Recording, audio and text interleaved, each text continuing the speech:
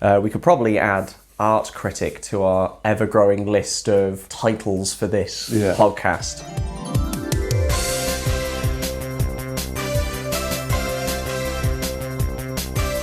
Honest Andy's Discount Moon Show!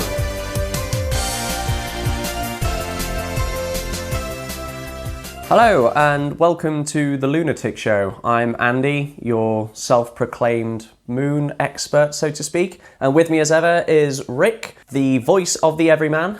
Hello, I am Everyman. I will be asking all the questions that every man wants to know about moons. Yeah, just before we were recording, we were like, oh, should we come up with the term like non-mooner, non-moon guy? But then we thought mooner and non-mooner was not a good fit. Not a good description of what we do. And getting back to episode 5 of the Lunatic Show, let's start as ever with, how are you? I'm good, yes. What have I done this month? I have finally got round to completing Portal. Hey! Playing and Portal 2 from, 2007? Yes. So it was on my to-do list for like 12 years, and it's got done. Did you enjoy it? Yeah, it was good fun actually. The first I heard of it was Portal the Flash game back in 2008 or something. Or I just played, it's like, someone should make this 3D. Because it was all a 2D game with all the portal mechanics and, if you jump into a pit with the portal below it, the momentum will stay within the portal, and so it all works in 2D. Yeah. And I was genuinely thinking, this would be great in 3D, not realising the actual game came first. And then I sort of searched into it in 2009 or whatever and saw, there's this whole thing. Yeah. Like the cake is a lie and all that. And the XKCD cartoon talking about people who will play it like 5 years later and still be out of date. And so I saw that. Yeah. And then still didn't care. And so, it was good. So 12 years later, completed Portal. Brilliant. And it's also moon related as well, because there is moon stuff in Portal 2. In Portal 2, yes, there is. I was going to say. Well, you can spoil it now, surely. Oh yeah, I think the rule of thumb is for games, I think you give it a year, whereas TV shows you can't say anything within the first week or two. Right, and then it's good. No, the ending of Portal 2 is you fire a portal at the moon. Sorry, to explain Portal, broadly it's a 3D... I don't think you need to explain it. If you don't know what Portal is, look it up, because it's going to be so much easier to explain. It's so much easier to just read about it and just look at examples than us explaining it via audio without any visuals. But so if you're stuck at the last bit, you've got this far and you can't work out that last puzzle. 12 years later, someone's just going to be clicking on this podcast going like, that's how you do it. That's it. They didn't think to look up walkthroughs online or tips for the last 12 years. I think even at that point in the game, you are forced to look up, because it goes into a set sequence. Yeah. So you can only fire the thing at the moon. That is all they had to do was click. Have you unlocked any of the hidden things in Portal? I don't know. So, for example, if you shoot a portal at the floor on the ceiling, you just keep falling forever. Yeah. You will eventually reach terminal velocity. Yes. And you get an achievement for that. Oh, yeah. No, I should do that. No, I thought I won't go doing all those achievements. And I did look up all of them. I think, they're all probably doable, but time and energy. Give us another 12 years, it'll be done. Yeah, that's what I used to love about the Tony Hawk Pro Skater games, because you could grind on everything, you could do tricks off certain things, and there was just like this huge list of achievements that was doable. But now that the games are so expansive, it's just like, there's no way I can complete this unless I dedicate every waking hour to it. Right, so is it like go and find a zebra and do an ollie over them or something? Yeah, exactly that. There was a Tony Hawk's Pro Skater 4, you could go around the zoo, you could do an ollie over the alligators. Right. Things like that. I'm glad that you enjoyed Portal and managed to complete it. What have you done this month? This month has been a very busy month for me. You may have heard that 20 new moons were discovered around Saturn. I have. I saw it on Lunatic's Facebook feed and generally your channel. Yes, I was busy because I was actually involved in the press release for it. Ooh, look at you. Ooh. Was that a bit of paper with crayon and you wrote 20 new moon Saturn? That's very in keeping with the style of the channel, so yes. And then they sort of said, no, we'll do the press release, Andy, don't worry. Just stick to playing on paint. Yeah. Put more eyes on moons. Yeah. Just let him be. Now, I've got a correspondence going on with the guy who discovered them. His name's Scott Shepherd. Notorious. The Scott Shepherd. The Scott Shepherd. As though, well, I do know of him because you've mentioned him before. However, representing the voice of ignorance, that's the audience, who is Scott Shepherd and why is he a notorious moon hunter? So Scott Shepherd has, I think, the record for the most moons found. Before this, it was up to something like 70. He spotted a lot of moons and a lot of planetary bodies. His field of expertise, looking at distant objects in the solar system, trying to find dwarf planets, trying to find moons. I thought you were going to say his expertise is like pottery, but he just looks up from the potter's wheels. Oh, there's a moon. Got a really, really keen moon sense. So this is his full-time job, I guess. Yes. Right. Yes, Yeah. Okay. It's not because I keep thinking like the gentleman scientist with a telescope and I've seen a moon. That's not how we do moon hunting nowadays. No, it is with deep optics and all sorts of techniques that I'm not very familiar with yet, but I will be when I do more research into it. So I have a correspondence going with him, and I said, next time you're going to go looking for moons, let me know. I'd like to come along, maybe record something for the channel, that kind of thing. And then I got an email back saying like, by the way, 20 new moons have been discovered around Saturn. Thought you might want to know and maybe do a video or two about it. That's great. I like the way. Next time you're looking for moons, I know we've already found them, Andy. Don't bother yourself. We found them. Go back to your poxy little videos. We found the moons. We've done the heavy lifting here, boy. Yeah. So I got this news on a Friday, and he said, we announced this on Monday. So I was like, okay, I have the weekend to do these two videos, one about the discovery and one about how to name the moons, because it's going to be another public contest. I'll come back to that in a minute. But the problem is, that Friday night, I was driving up to North Wales to surprise my mum for her birthday, which meant that I couldn't be at my computer all weekend animating and editing and putting together the videos. So I was frantic thinking like, how the hell can I put this video together? I'm gonna have to take the laptop up, I'm gonna have to like record it in the garage, I'm gonna have to maybe just make all the slides at a service station on the way home, because the internet up in North Wales is abysmal. So I was frantically trying to figure out how the hell am I gonna do this? And then I got an email the next day, having already stayed up until 1 a.m, recording the audio for both videos and then editing it and then starting the animation process. Crashed out at 1 o'clock, woke up to an email that said, by the way, I'm going on holiday next week, we're going to push back the release. So I managed to do a better job on the videos, make 2 decent videos that were included in the press release, and they're some of the most successful ones on the channel. Oh, brilliant. Yeah, I did notice the ones that you did were decent. They weren't like sort of, this is 2 hours before, I go to bed on a tired Friday night after a busy work week. So yeah, I'd be interested to see the ones that you did whilst tired. Is it just you scribbling on a bit of paper, go, as moons, help me. They found moons, the men found moons, and the people naming their names. They're going to be the death of me. Yeah. I'm very tired. North Wales, help.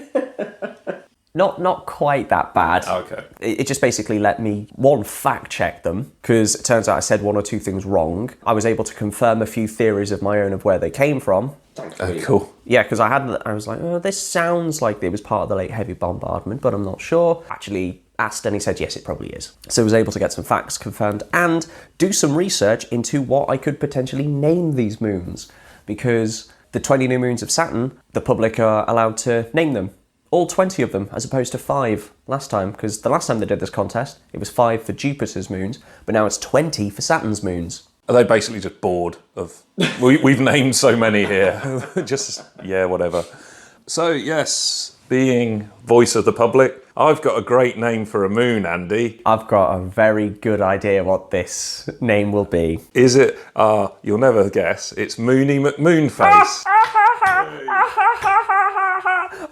So funny. Yeah. Am I allowed to call it Moony McMoonface? You're not. You and every other person who's commented on this video is not allowed to call it that, because there are certain rules in place. These moons were discovered in existing orbital groups that have naming conventions. And the groups that they were found in were the Inuit group, the Gallic group, and the Norse group. So 17 of these new moons are in the Norse group, and they have to be named after giants from Norse mythology. But there's loads of them. They're called Jotun in the actual Norse mythology, and there's hundreds of them. So you just find one that sounds cool and submit that as a name. Yeah, is that basically it? That's it. I just go to Wikipedia, I find some Norse giant called Gragnar or something. So how do I send it? Do I put it in a postcard, or how do I physically? Do I knock on the door of the institute? If I've got a name, how do I, as a member of the public? You tweet them. Last time, when naming Jupiter's moons, they had a Twitter account called Jupiter Lunacy, and you could tweet at them with hashtag name Jupiter's moons. They've done the same again for @Saturn Lunacy and hashtag name Saturn's moons. So you come up with a suggestion, fire it off in a tweet. Is that it? So I do Gragnar hashtag Saturn Lunacy. That's it. Tweet @Saturn Lunacy. That's right. I want to submit Gragnar as a name, hashtag name Saturn's moons. Right. And it'll be included. Cool. Is there sort of a tie break of this is a great name because? Yeah, they want kind of encouraging creativity. So they're like, oh, photos and videos, things like that. That's more likely to get you picked. Because that's what happened last time. That's how I got my names picked. And also, that's how others got theirs picked as well, because they were a bit more creative with submissions. Oh, cool. Yes, that was, of course, you did a video. I did. Of your moon names, which were? Euphemy and Philofroseny. That's it. So that was the Jupiter one. And then some children in Cornwall, was it? Yes. Had a picture of a panda. Yes. They found a name, I think it was the daughter of Zeus and Selene, or Selene. I forget how you pronounce it. That daughter's Pandia, who is, I think, goddess of the moon, something like that, or Greek moon deity of sorts. There's quite a few. This school also happens to sponsor a panda at London Zoo that they're quite keen on, so they wanted to call it Pandia. Oh, cool. So basically, as a member of the public, I don't need to have any sort of astronomical qualifications whatsoever. I just need to be able to go through Wikipedia, find Norse, Gallic, or Inuit? Giant. Giant. Oh, it has to be a giant. Has to be a giant. Or, well... So not a fairy or a nymph or other mystical beast. It has to be a giant. No, you can have, like, giant beasts. One of the names I've submitted is Amarok, which is a giant wolf in Inuit mythology. Another one that I've submitted for the Norse mythology is a giant wolf called Managam, who is theorised to swallow up the moon during Ragnarok, which is the Viking apocalypse. Right. Yeah. Oh, well, you got to have a job. Well, yeah. It's like, come the apocalypse, we've put you down to swallow the moon. You could do that, can't you, Managam? I'd rather, be in charge of the chairs. No, gotta do the moon.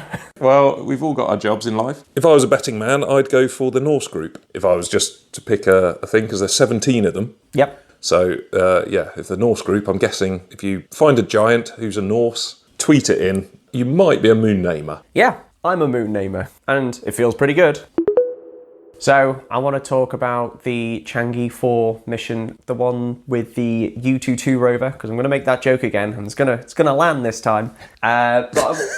It's already landed. Yeah. Oh, yeah, it has.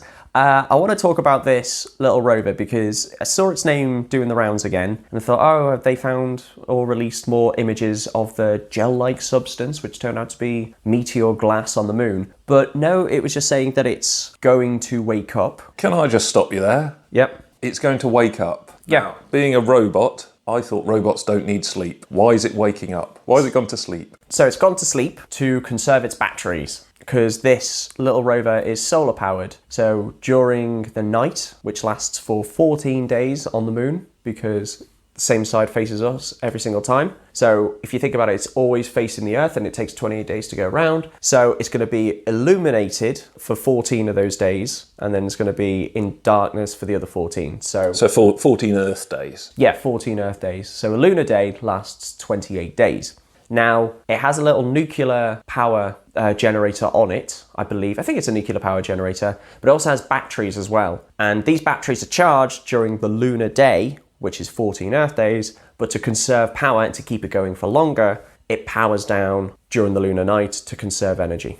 Okay, cool. So it's going to wake up? It is going to wake up, and it's going to do more travelling, and it's going to pootle around a bit more. Now, originally, this rover was only designed to last for 3 lunar days, so that's about 3 months. But based on the last rover, U21, or just U2 rover, it kind of bottled out after a couple of lunar days. So they're like, no, we want to make it better. So while this was planned for 3 lunar days, it's going to last probably a few years. Wow. Which is quite incredible. So I thought, well, it's lasted 10 lunar days so far, which is, as of recording, it is now 289 days into the mission, and it is quite close to taking the record. Do you know the name of the moon rover that has the record? Without looking at the notes? Without looking... Yeah, I was going to say, I could cheat very, very easily. It's held by Lunartic 1, I think that's how you pronounce it, which is a Soviet moon rover that was launched in 1970 as part of the Luna 17 mission. So this took aboard Lunartic 1 as a moon rover, and I believe it was the first ever moon rover. So not only... 1970? In 1970. Wow. Is it, and it's still going? It's not still going. Right. I know, because otherwise it wouldn't break. That would have the record. That would be amazing if it was. No, this has the record for 321 Earth days. Oh, cool. Yeah, it's quite incredible. It travelled 10.5 kilometres. Cool. Over those days, which is remarkable, really. That was just a coffee machine. There's some beeping in the studio. I was like, oh, we're talking about robotics and, getting heckled by a coffee machine. I think you'll find that it was actually 322 days. Us robots all know this. Yeah. Lunarcod, I remember it well. We used to have a thing back in the day. He's gone to the moon. I'm stuck making Andy coffee. Does a good job, though. Yeah, it went 10.5 kilometres in its lifetime, which is quite something. I think the U22 rover has only gone, a few hundred metres. It hasn't gone that far. Well, it's just getting started. Well, yeah. If it's going to last 10 years or whatever you say, then... Is its mission to go over to Lunarcod and just kick it a bit and say, I'm the record holder now. You're a scummy robot, you. Look at you, immobile. Or it could do like robot CPR. Defibrillation? Yeah. It'd use some of its batteries right off to the Chinese and say, go and resurrect this one from the 70s. This has actually happened, so to speak, not with a robot saving another robot. What, with people? No, yeah. Buzz Aldrin's still up there. If only. He died on the first mission, Apollo 14, 15, 16, were actually a cover-up just to bring him back. Oh no more lunar conspiracies. So what happened to Lunarcod 2? It was planned to go for a much further distance. In fact, that has the record for the most distance travelled on the moon. And it only lasted a few months, and it would have gone further. But what happened was it went past like a crater rim, and it knocked it, and all this dust flew over the solar panels. There's no wind on the moon. Yeah. It smothered it, basically, and the dust also caused the electronics to overheat because the dust was a great insulator. The last transmission back, all the electronics were like overheating. So they lost contact because I think it burnt out. Oh, wow. But this happened on Mars as well. It was one of the rovers, I think it was Curiosity, or one of the rovers, and it was a particularly bad dust storm. It got covered in dust, and it was losing signal. It was like, oh no, this is it. It's going. Well, it was a good mission. They were like about to play the last post, and then basically a tornado flew past it, brushed all the dust off. Batteries recharged immediately. Oh, wow. And it saved it. So, yeah, Mars has weather. Yeah. Oh, right, cool. Well, yeah, it's got a climate. You can actually see tornadoes from space. They've been imaged. So you'll see like the shadows of the tornado across the surface. And you can actually see dust storms from space. I'll put a link in the show notes for this. You can actually see the clouds on Mars and just like the storms the dust storms going overhead. Maybe not water, because there's no liquid water, so to speak, or not enough for like clouds and weather that we see, but there is certainly dust storms across the planet. Oh, wow. I've learned something already. Excellent. It's taken like 20 minutes. Well, I'm sorry. So I really hope U22 manages to break this record. It's only just over 30 days away from actually smashing the record, so I hope they actually manage to achieve it. So by next podcast... Oh yeah, by next podcast we'll be able to hopefully celebrate a success. Another excuse for cake. So speaking of moon rovers, the UK actually has announced its first ever moon rover. Hey. For international listeners, that was British people getting incredibly excited. Oh yeah, we're over the moon. That is literally the most we're legally allowed to applaud or cheer or show any sort of emotion. Absolutely, unless you're in the House of Commons, of course. Yes. At which point you have to act like schoolboys having an argument. Yeah, there's nothing going on in the House of Commons at the moment. Oh no, today it's quite quiet. But the UK has announced its first ever moon rover, and it's called Walking Rover. Hey, what a fantastic, brilliant name. The naming committee pushed themselves out on that one. Oh, yeah. I mean, we did complain like a few episodes ago about ESA's dodgy acronyms. Yeah. So maybe they listened to this and said, no, we better not annoy the Lunatic Podcast. We'll just literally call it the thing it is. It's like in the army when they gave us the ration packs and it's like the brown biscuits are called Biscuits Brown. and the fruit biscuits are called Biscuits Fruit. Well, it's good to be to the point. Yeah, that was it. It's like, can you not just give it a little brand name or something? Yeah. No, Walking Rover. Yeah, I mean, I know why it's called that. It's because it's a box with legs and it is a walking rover. But come on, call it something like Moon Spider or something cool, maybe even after a Latin spider. The tarantula. Yeah, that's it, yeah. Just literally any sort of anything. Even Walkie McWalkface, arguably. I'm against that stupid naming convention. It's a joke that's gone past its date, but I would allow it in this sort of sense just to bring it a bit more, a bit less vanilla. Can we have a naming contest? For this? Yeah, can we just start one? just tweet the organisation, say I've got a nomination for the better name. Yes, absolutely. Right, okay. Just launch it as a competition. So we're going to start a competition for this. We'll use my Twitter account, so @Lunatic. Tweet your names for the walking rover, because it is just basically a box with legs, with walking legs. I'll put a picture in the show notes. Tweet your name suggestions for this with the hashtag #NameWalkingRover. Yes, just help out the British there. Yeah. Their naming committee will sit down and... I should point out, though, that this isn't like a publicly funded robot. This is made by a company called Spacebit. That's a good name. Yeah, they've not called it Space Company.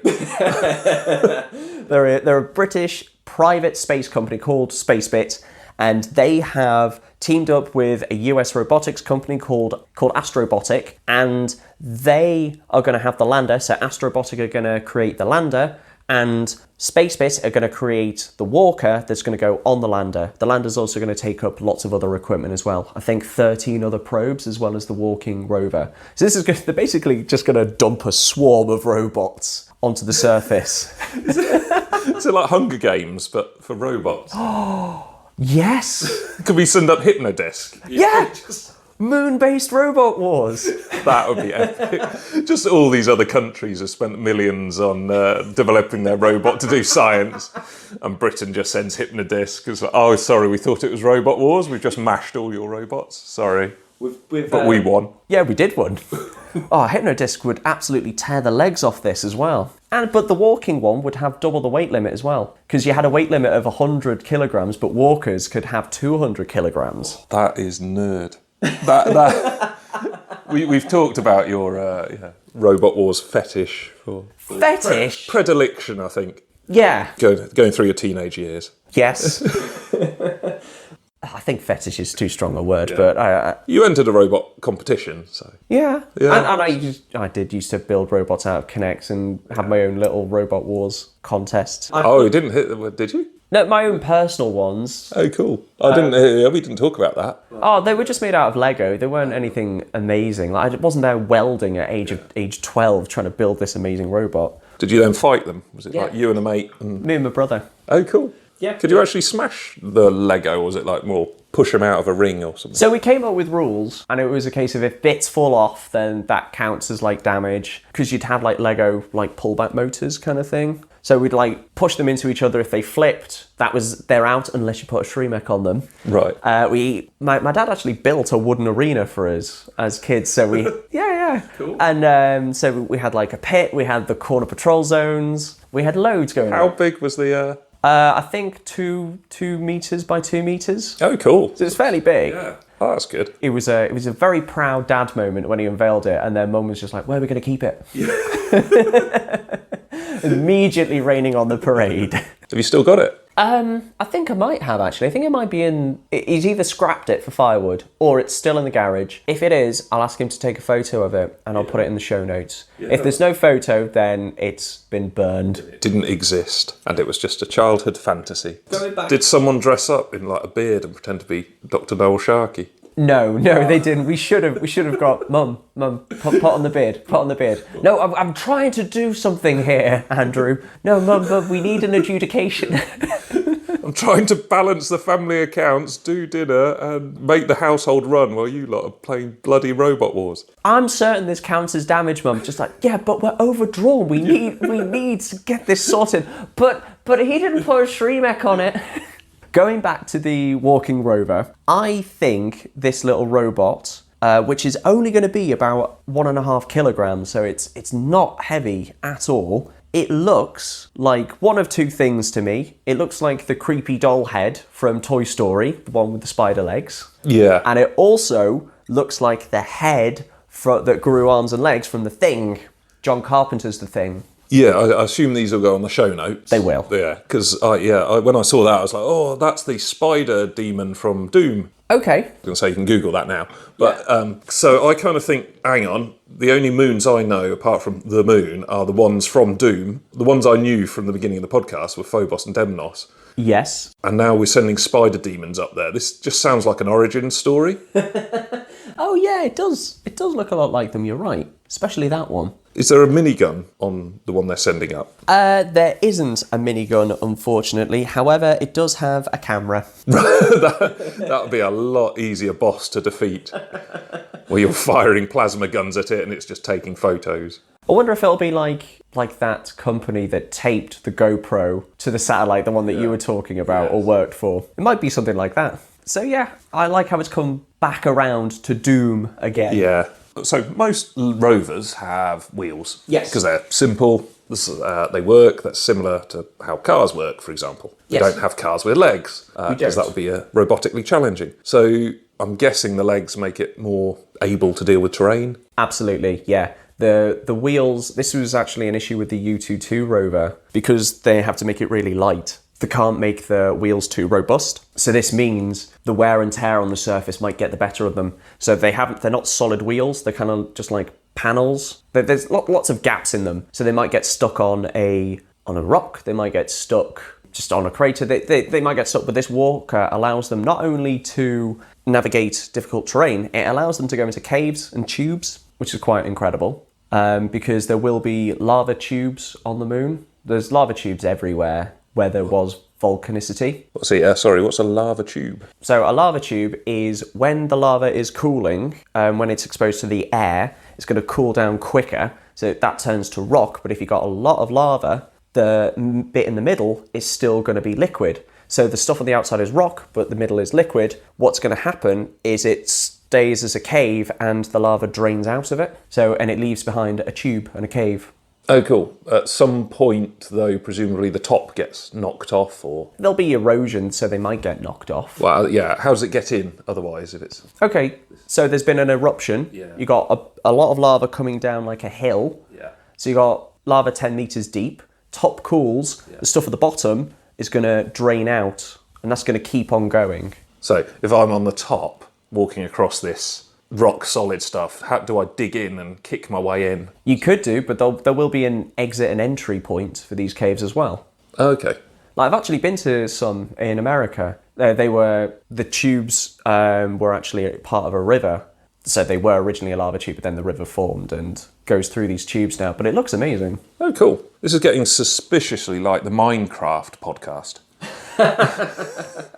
And lava flows and how it interacts with rivers. Yeah, we talked about Portal. Now we've talked about Minecraft and Doom. I'm not a gamer at all, but yeah, this is swiftly coming into a gaming podcast. So back to the walking rover with the excellent name. It's going to be launched in 2022, I believe. It's one of these like private endeavours. So we'll come back in 3 years and hopefully the UK will have finally got something on the moon, because this isn't the first time the UK has actually tried to get something on the moon. No, that was tried to help the Israelis, wasn't it? That was ESA, that's the right. European Space Agency that we're part of. Yeah. But as like a sole British endeavour, Britain has tried to get to the moon, but failed spectacularly. Hey. Go Britain. So one of which was called Lunar Mission 1, which was, I think it was a Kickstarter. No, it was a Kickstarter. Just the level of effort and professionalism that the British moon attempts take. Oh, we'll have a Kickstarter. Okay, so we'll do good artwork. It'll get funded. This is two guys in the pub drinking too much. It's like, we're going to the moon. I promise you. How, Tim? A Kickstarter? Patreon. If Kickstarter doesn't work, we'll do Patreon. Yeah, we'll get them. Backers, $3 per mile. But yes, Lunar Mission 1 started in 2014 as a Kickstarter fund, and the plan was we're going to send a robot to the moon. It's going to bore down into the surface on the dark side of the moon to get more samples, and then I think it was meant to come back. They didn't really flesh it out. They just said, oh, we're going to go to the moon, bore a hole, get some samples, and then maybe bring them back. But while they were going to bore a hole, they were going to let you put your own personal time capsule in this hole, so you could upload family photos. You could give some of your hair and DNA, like what that guy did with the tardigrades on the moon. Yeah, I saw this. You can pay on sort of Kickstarter to go and pollute the moon. Yeah.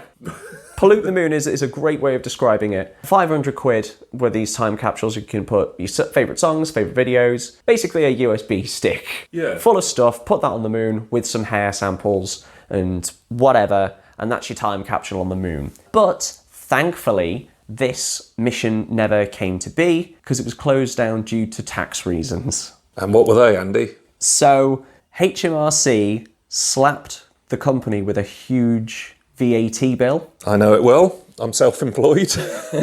Every 3 months I go, oh yeah, by the way, you owe us £5,000. Oh yeah, I do, don't I? Damn it, that Twix I bought has come back to bite me. Yeah, you get used to it after a while that, you know, the tax authorities have to charge you tax. Yeah. So what was the logic of... Well, I could try and explain it, but having already dealt with VAT and you know the words better than I do, can you explain it? Right, okay, yeah. Broadly, so VAT is a value-added tax, so it's a tax on any sale. Oh, I know that. Yeah. Well, starting from the basic, tax on any sale that adds value. So if you buy, I don't know, a widget for £10 and then you polish it up a bit and sell the widget on for 15, you've added £5 worth of value. So you pay nominally 20% to increase in value. So 20% on £5. So HMRC took the view of, well, you're going to the moon, so you're selling time capsule things. Yeah. You've taken basically nothing and you've created value of 500 quid per time capsule. So we'll charge you 20% on 500 quid.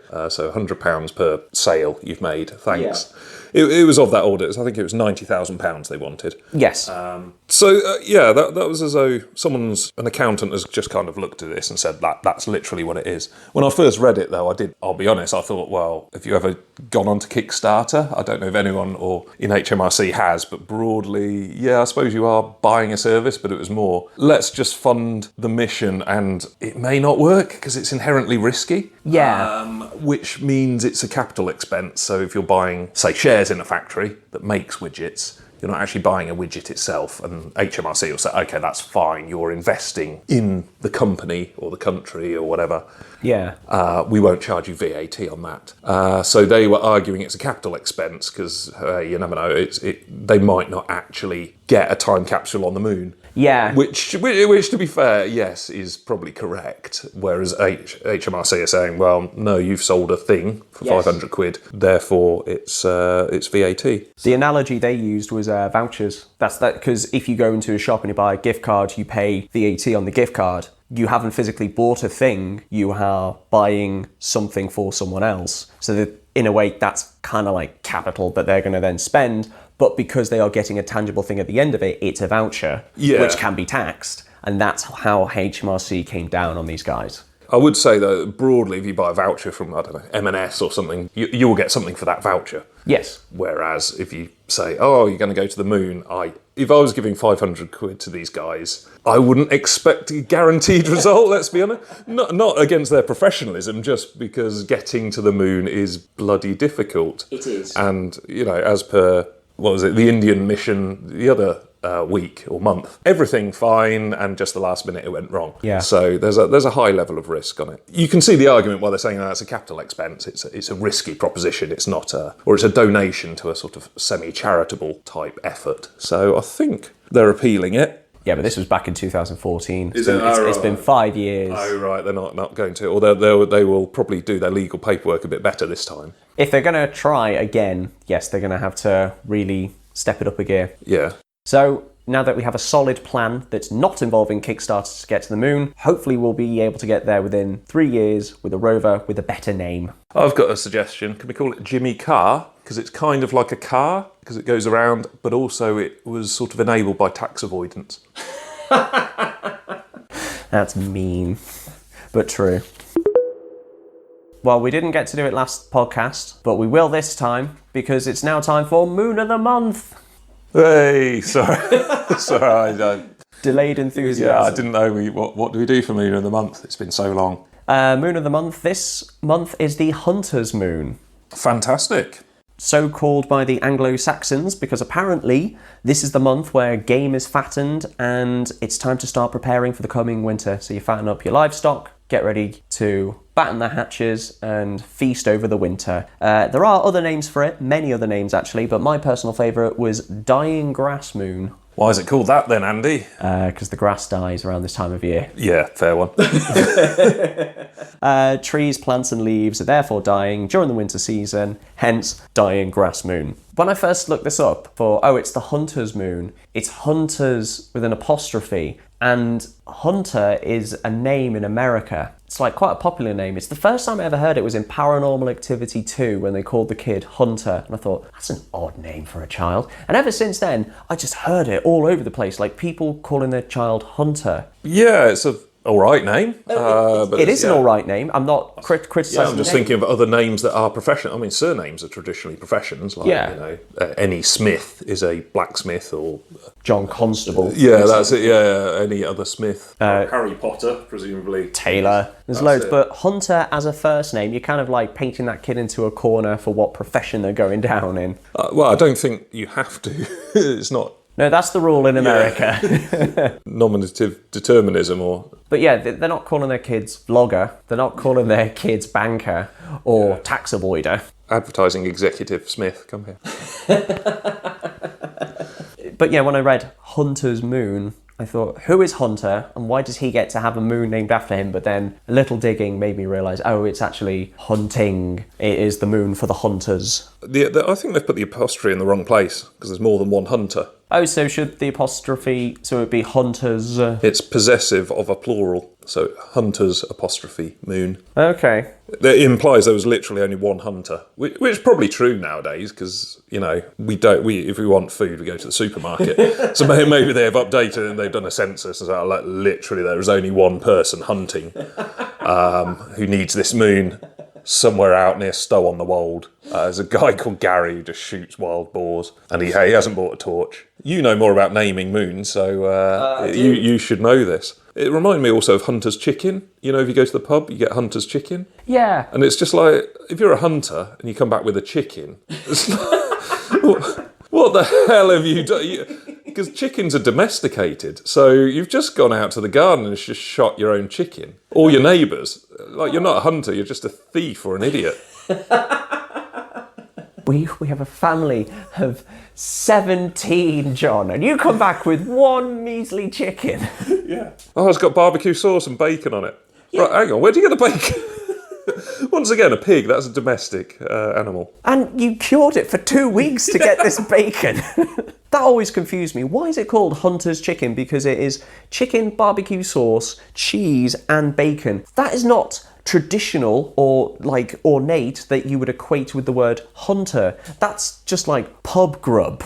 Yeah, Call it pub chicken. Yeah, well, it should be called generic pub stuff because barbecue sauces. That's got nothing to do with hunters. No, but it's like the Ploughmans. That's not eaten by Ploughmans. That was developed by the Cheese Marketing Board. Really? Yeah. I didn't know. I don't like Ploughman sandwiches. Oh, right. So I've never had one. Never considered it. So what's in a Ploughman's? It's generally a plate of things like salad, cheese, bread, pickled eggs, Oh, that's why. Pickled eggs, pickled onions, chutney. It's just a selection of stuff. Main thing being cheese and what can go with cheese. So the cheese marketing board says, how can we sell cheese in a pub in big wadges? Well, give them stuff to go with it, right? Here's your salads and chutneys and breads. Yeah. Who would eat this? Well, a ploughman. There's a nice traditional name. Oh, okay. Yeah, I see it. When I worked in a pub, I was putting away like the plates and whatnot, and the chef was devising a menu, and then he perked up and was just like, "Oh, what would you like as a starter?" I was like, "Oh, I quite like chicken and chorizo." I was like, "That's a good idea. Full of salt, make people drink more." And I felt quite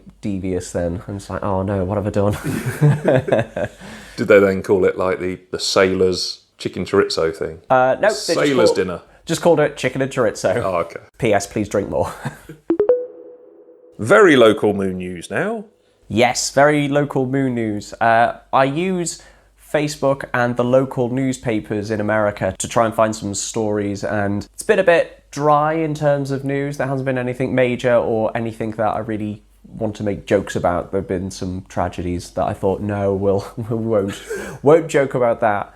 One of the pages I do follow, though, is the Moon Township Police Department from Pennsylvania. And this caught my attention because as a pinned post, so you go onto the page and the first thing you see is, "Be advised, this page is not monitored 24/7. Dial 412 blah, blah, blah, blah, blah, or 911 for emergencies to report a crime." I like the idea of having to open up Facebook Messenger to report a crime, like, "Hello, help, I'm being murdered." Frowny face. Scene 1048, no reply.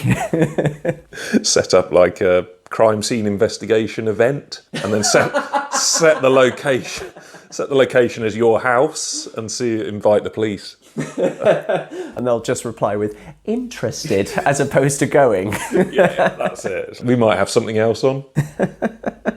There might be a sexier murder down the road that we have to attend. We'll call it last minute. Just if we've got nothing else on, we'll go to this. We'll go to this crime. But However, the police department are more than happy to invite you to be a friend on Candy Crush Saga. yes, yeah. When you get the police department have ploughed a field in Farmville, if you join as well And don't commit a crime. Yeah, and don't commit a crime, you get a plough or something. Once again, going to Candy Crush Saga and Farmville. So welcome to the Computer Games Moon podcast. Oh God, yeah. So, we have been to a museum. Yay! End of that section. We went to go to Gloucester Cathedral to see the Moon Museum, which is a big replica of the moon. We actually took some recording while we were there, and we're going to play it for you now. It may or may not work. Our expensive outdoor recording kit is very similar to the inexpensive indoor recording kit we use. We will see. It's probably just full of echoes of children shouting around Gloucester. But yeah, let's see what happens. So we're at the Museum of the Moon, or the Moon Museum, whatever you want to call it, at Gloucester Cathedral, looking up at the, I think, east side of the moon at the moment. And it's quite striking, isn't it? I'm just confused by the east side of the moon. I didn't know moons face compass points. If you're looking at the moon, and you had like the west side and the east side. Oh, I got it wrong. We're looking at the west side. West side. The moon. So when you walk in, you'll see the facing side of the moon, which is here. So this is the one that you'll recognise. Yeah, that's the proper moon. That's our moon. Yes, definitely. That's our side. It's unmistakable. So this is the side that's always facing Earth, because our moon is tidally locked. We were just standing on the west side, and the far side of the moon is actually in really good clarity as well. Is that genuinely what they call it, like the compass points of the... No, the north side? That's me just adding some colloquialisms. Is that the phrase? But yeah, that's the west side, that's the east side. They probably do have some fancy Latin name that I don't know.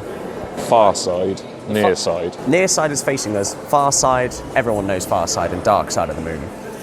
But this was compiled using images taken from the Lunar Reconnaissance Orbiter. Yeah, and then they've stitched them together, and what is it on? It's not paper mache. It's God, that would be so heavy if it was. I think it is just like light canvas. No, it doesn't say what it was made from, but its scale is 1 to 500,000. Each centimetre of that surface covers 5 kilometres. Wow. Okay. Those craters are big then. They're I massive. haven't quite realised. Yeah, during the Apollo 11 landings, as they were coming down, they were like, oh no, we're going to land in a crater. You couldn't see the crater that they tried to land on from here because it's so tiny, but if they'd have landed it, they wouldn't have got out. Right, okay. So it is basically a very spotty teenager, the moon. Spots within spots. It's acne riddled. Yeah. You get, there's some stunning examples on the other side, but you get craters that are so big, they're known as basins. So the dark patches are basins. There's a great example up at the top there. That was a crater that was filled with lava. Okay.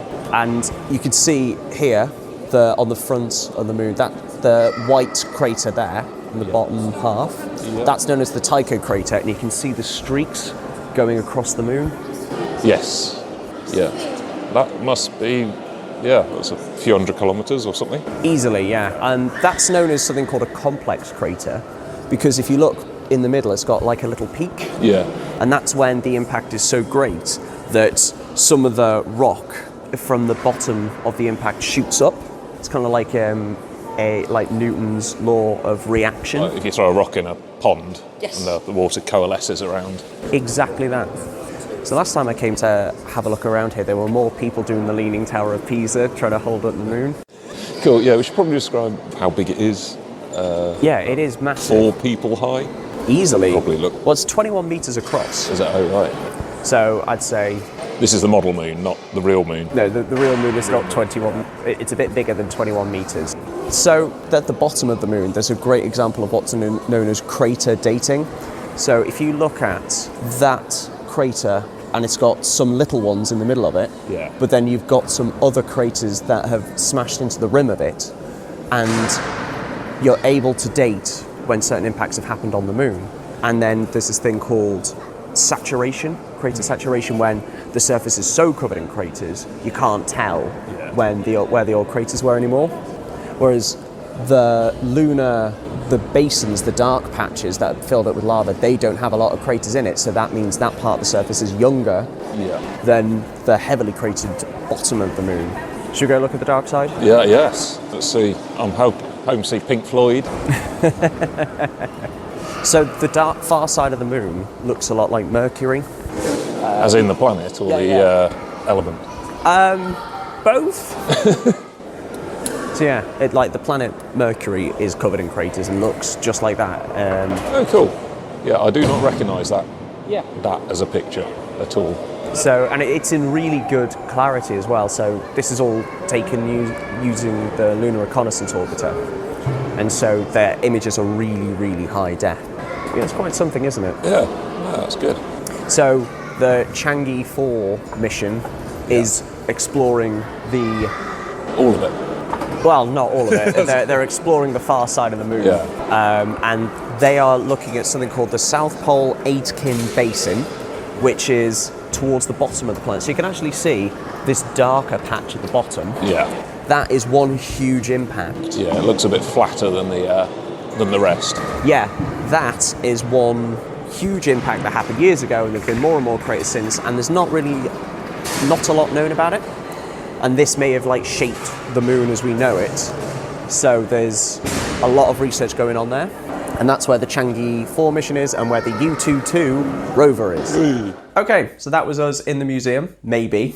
Yeah, we haven't listened to it back nor edited it, so it could have gone well or not. So what do you think of the Moon Museum now that you've had some time to let it sink in? Yeah, it was good. I mean, I'd argue it's not a museum, it was a sort of thing of the moon, unless we missed all the museum bit. There was a volunteer with a leaflet. Right, okay, cool. That was the museum, yeah. A museum with one exhibit, I argue, is probably not a museum. But no, I mean, it was a big moon. And no, it was really good. What I liked was the far side of the moon, which you don't really ever get to see. Because when you're looking at the main side, you can say, wow, that's the moon. Yeah, exactly. I recognise it. And then the far side, it was, what's this foreign object? Yeah. What the hell is this? It's and it is quite striking when you see it. Yeah, because it was 21 metres across. We have confirmed this now. On the clip, you may or may not hear us arguing about how big it is. It'll probably get cut. Right. But yeah, no, it was really good to go and see it, especially as it's only over the road for you and me. But yeah, I wouldn't come from Australia or anything to come and see it. Well, you don't need to, because the moon has toured all over the world. It's gone... As in this model of the moon. The moon also has as well, yeah. This model of the moon has toured the world. There's like videos of it in Dubai. It has been to Australia. Pretty sure it's been to like Sydney. It's been amazing. And next week it's going to Birkenhead. Wow. What a lucky moon. And I'm allowed to slag off Birkenhead because my family are from there, and I was practically raised in Birkenhead because Mum had to go see her family every weekend, and I got dragged along, which is why I have a slight Scouse accent occasionally, and certain words like work. Might calm down. Yes, that one gets trotted out quite often. Like whenever this happens, and I'll say something like work while I'm actually at work, and a Scouse word slips out. It's like the scene from Finding Nemo where all the seagulls start repeating that one word because they'll be like work. He said work. They do. If you get the chance to go see the Museum of the Moon, I would strongly recommend it because it is quite fantastic. And if you're thinking of recording there, might give it a miss. You never know. Go at a quieter time. Yeah. What I did like, though, was that you got this amazing model of the moon with a significant engineering effort just to keep it up, because there's like cables and stuff going on. And there was just like 3-year-old kids playing with the barriers. Just like the ribbon barriers you get in banks and stuff. It was like just no interest in this gigantic moon. It was like, oh yeah, this barrier tape is if you move it, it moves back. It's the equivalent of playing with the box, not the toy. Yeah, I should have got like a video, sort of the amazing moon, and some kid just looking at a tile on the floor. Oh, can you really deal with the GDPR headache though? Well, yeah, there is that. You start filming other people's kids. Did you know, though, that there is a museum on the moon? I didn't know. Is this part of the pay 500 quid and you can have a thing on the moon? No, this is not a hypothetical promise of getting to spit on the moon. No, this is an actual museum on the moon. Really? Yeah, it's a building with an entrance hall and a lobby and gift shop. Gift shop. No, not quite. Yeah. Okay. It is a collection of artwork that has been etched onto a ceramic wafer, so a small tile. It is 2 centimeters by 1 and a bit centimeters, so it is tiny, and it's embedded into one of the legs that one of the lunar landers, Intrepid, in fact, which looks like the eagle. You know, the eagle has landed, which was part of the Apollo 12 missions. So there is an actual, honest-to-God museum, in inverted quotes, on the moon, and it is a collection of artworks, 6 artworks from... They are proper artists as well. Yeah, from proper artists. There is Andy Warhol, Robert Rauschenberg, David Novros, Forrest Myers. Although Forrest Myers, I don't think he's not an artist, he was the engineer that did this. He was the engineer that did this, and the other 2 were Klaus Oldenburg and John Chamberlain. But he did do some artwork, and I think he was like an engineer or a pioneer. This is the Myers guy that wanted to do it. The contribution by Andy Warhol is meant to be a stylized version of his initials. It can also look like a rocket ship at certain angles, and you can see where I'm going with this, that it also, and most strikingly, looks like a penis, which is very typical of Andy Warhol, and I actually found that quite annoying. Well, yeah, it's like, oh, you've not got into the spirit of this. You've got some art on the moon, you know, what's the most profound thing? And then you look at what the other people have done, it's like, okay, right, fine. Like, no one has... Well, so some of them actually, the guy who's not the artist, Myers, I think is the best. Yes. Which is good, but Rauschenberg did a line. Yeah, it's meant to be like minimalist, and I think it's meant to represent the horizon, but it is just naff. It's just a line. Yeah. And I know you could make the argument that, oh, well, I got you talking about it, and it made you think about what it could be. That's what art's meant to be. It's like, yeah, but if you have the opportunity to draw something that will be on the moon, and the first item to be on the moon, make an effort. Yeah. Especially Warhol drawing a penis. Yeah, so the others aren't as good. Although, yeah, the Mickey Mouse, I like that one. That one's quite... put that on a t-shirt, that would sell. Do you know what? That one is one that I really like. Yes, that is of the time and of the style of the artist, because here's a bigger version of it. The black square has intersecting lines because it's meant to look like a circuit board. So that one I'll allow. The one that just basically looks like a Celtic cross, that one's fine. Could be better, but it's art still. It's better than the line. Yeah, you must appreciate we're both scientists, so we're not artists as such.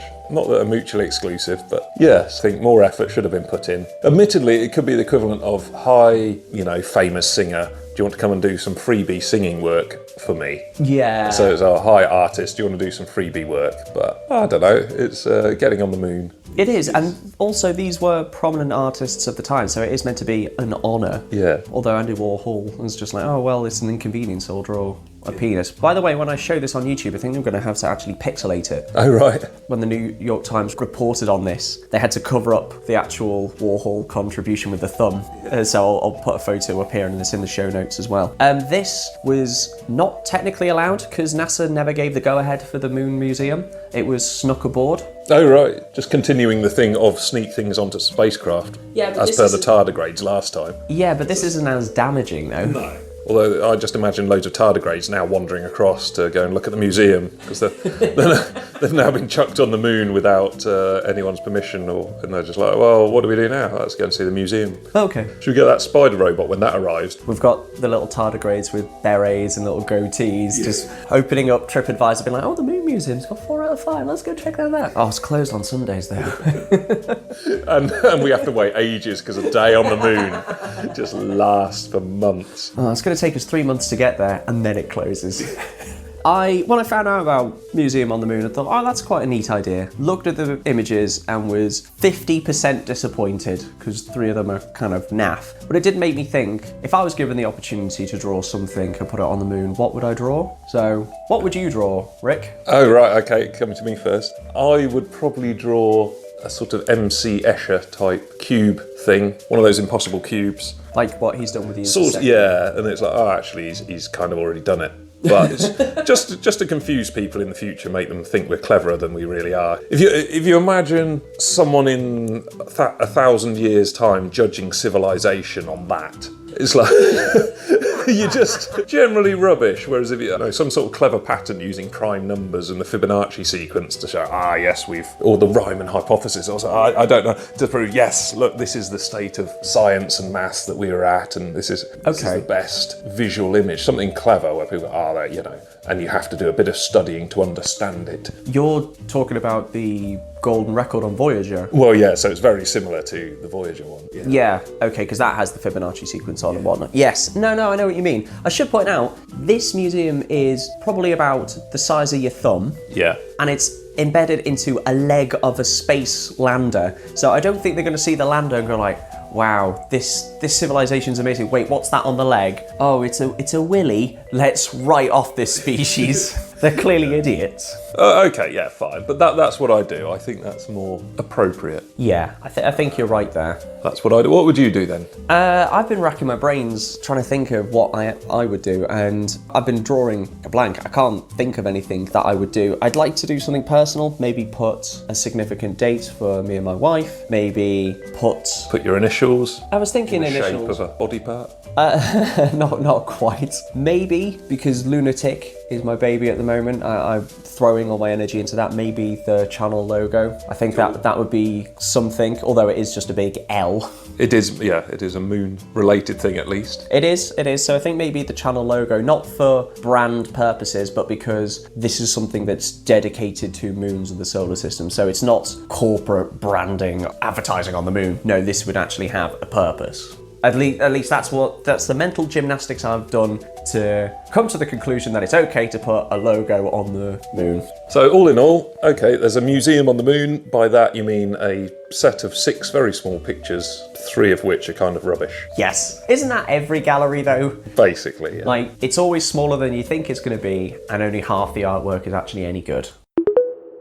So we spent too much time critiquing art, so we'll probably run out of time to actually talk about everything wrong with Moonraker, so we'll make time for it next time. Yes, that long-running feature that will keep going. I think I've looked at the next 2 minutes of video, and I thought, there's only one thing wrong in my notes, and it's like, oh no, actually, there's a whole load. That's going to fill up another segment, so yeah, we'll do that next time. Brilliant. And hopefully, you two will have broken the record for the longest running moon rover, and it would be quite nice to celebrate that. And make the joke again. Do you like U2 too, Rick?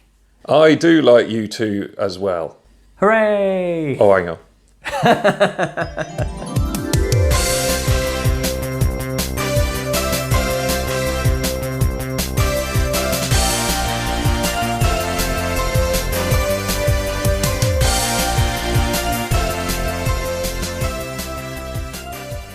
Should we record 2 versions if it went well? No, I'm going to wing it. All right. I'm going to say, well, it'll be fine. Yeah, that was great. I can't imagine any more informative clip than what we've just heard.